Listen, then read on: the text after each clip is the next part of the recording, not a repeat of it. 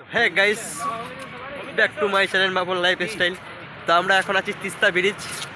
তো তিস্তা ব্রিজে বুঝতে পারছো, পুরো ভিউটা দেখো, আর সামনে পাহাড়, পুরো কুয়াশাতে ঢাকা ঢাকা, পুরো সেই লেভেলের লাগছে। ও অসাধারণ অসাধারণ। আর আমাদের বাইকগুলো তো এই রাস্তাতেই পার্কিং করা হয়েছে। এখনই বেরিয়ে যাবো, গ্যাংটকের উদ্দেশ্যে বেরিয়ে যাবো, কারণ আসবার সময় দেখা যাবে। আর এই যখন তিস্তা ব্রিজে যখন বন্যা হয় তখন এই বাড়ি ঘরগুলো সব তো দেখো কত ভেঙে পড়ে গেছে। এদের বাড়িগুলো থাকবে? একটুও থাকবে না, সব ডুবে গেছে। ও এই দেখো এত ভিড়তে মানে কত জল উঠেছে বুঝতে পারো।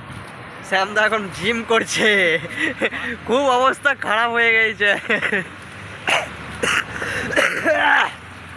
আমার তো ঠান্ডা লেগেছে, কিন্তু জোর জবরদস্তি শ্যামদা যেতেই হবে।